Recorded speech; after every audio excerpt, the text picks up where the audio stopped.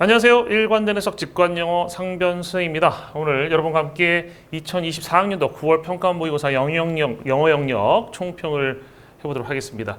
일단 해설 강의는 총평하고 따로 분리를 시킬 예정이니까 총평 따로, 해설 강의 따로라고 알고 계시면 될 것 같습니다. 간단히 한마디로 요약하면 6월 평가원에 비해서 쉽지 않다라는 것이 총평입니다. 6월 평가원 때 그런 막 킬러 얘기가 막 난무했었잖아요. 근데 6평에 비해서 그러면 9평이 당연히 쉬워질 거라는 예측도 있었는데, 저는 이게 마냥 쉬워질 수는 없을 것 같고, 아마 준 킬러 문제들이 상당히 많이 나올 것이다 라는 이야기를 오프라인 학생들한테도 계속 해왔었습니다. 근데 이번에 모의고사를 보니까 제 예측대로 준 킬러 문항들이 많이 출제가 됐고요. 이러한 특징들이 있었습니다. 다 대표적인 특징들이에요. 첫 번째가 길어요. 지문이 깁니다. 어떤 게 기냐면 대입학 그 페이지 보시면 선지들을 길이가 거의 꽉꽉 찹니다. 거의 꽉꽉 차요. 그 선지의 길이가 꽉꽉 찬다는 거는 문제 난이도 올라갔다는 얘기랑 같습니다. 제가 개인적으로 만들었던 모의고사들이 어렵다고 막 정평이 나 있는데 그 모의고사들도 선지 길이가 꽤 길었습니다. 선지가 길면 까다로워집니다.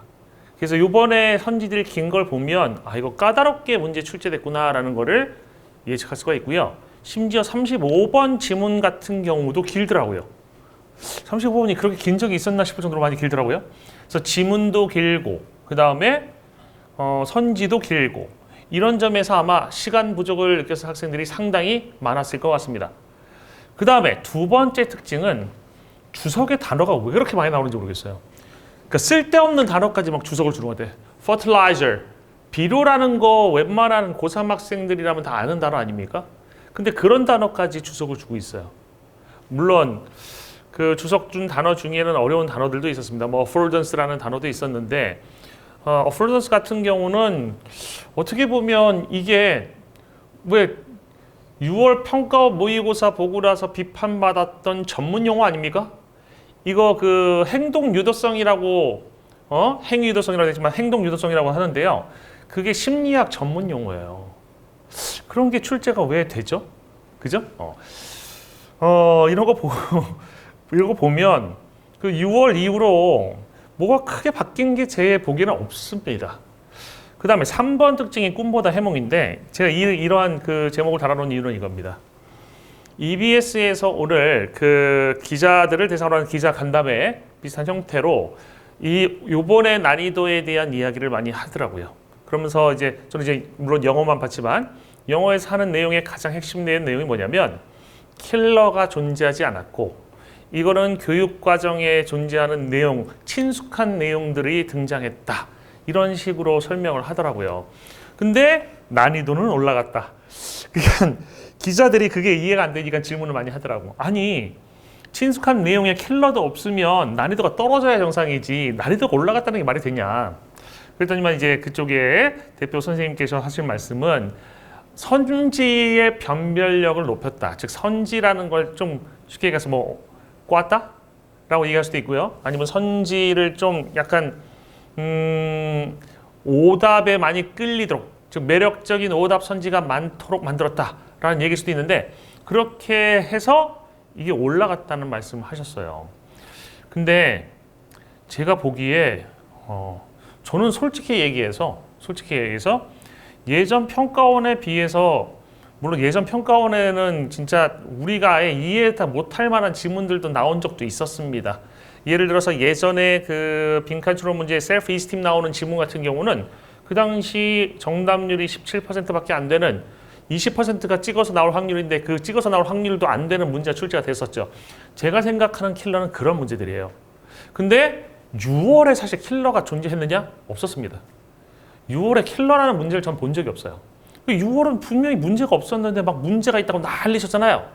근데 9월이 그러면 그보다 훨씬 쉬워야 되는데 더 어려워졌어요.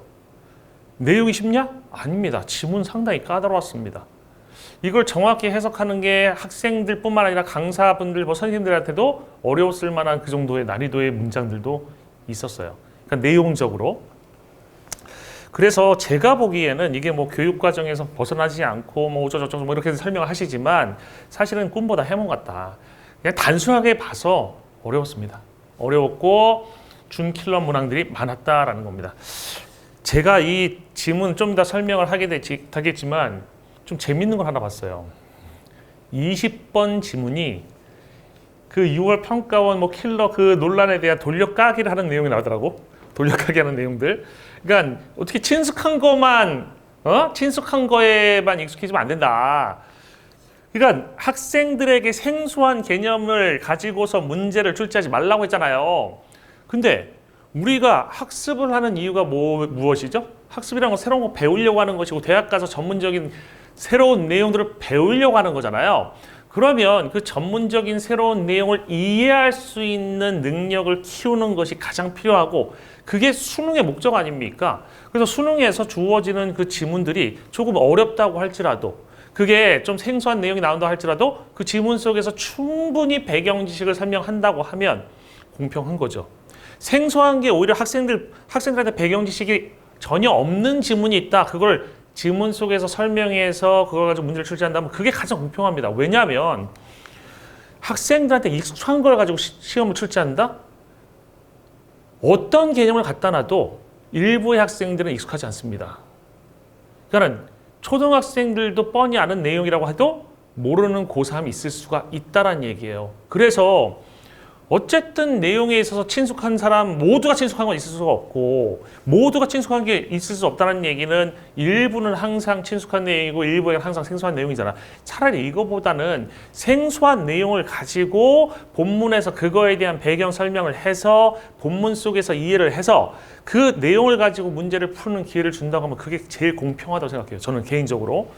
그래서 네, 그냥 뭐 이번 모의고사가 그 교육과정 내에서 친숙한 내용으로 출제가 됐다 라고 설명을 하시는 내용이 제가 보기에는 꿈보다 해몽 같습니다. 해몽 같아요. 그냥 단순하게 6평보다 어려웠다라는 것이 맞는 얘기고 6평보다 어려우면 변별력이 높아졌다는 얘기고 변별력이 높아졌으면 당연히 오답률 올라갔다는 얘기고 그럼 시험이 쉽지 않았다는 얘기인 겁니다. 단순하게 가자고요.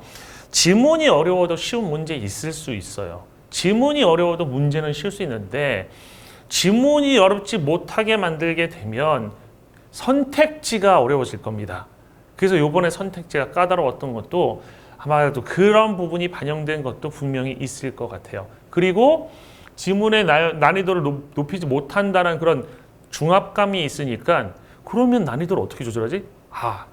양으로 때려버리는 거죠. 막 양을 집어넣어가지고 학생들 시간 모자라게 만드는 그런 방식으로 또 변별을 하는 그러니까 풍선 효과예요. 한쪽을 누르면 다른 쪽이 또 삐져나오는 그런 일이 발생하는 게 아닌가 싶습니다. 20번에서 왜 돌려가기라고 했는지 이따가 설명을 하도록 하겠습니다. 이것으로 제 총평, 평가원 9월 평가원 모의고사에 대한 총평을 마치도록 하겠습니다. 감사합니다.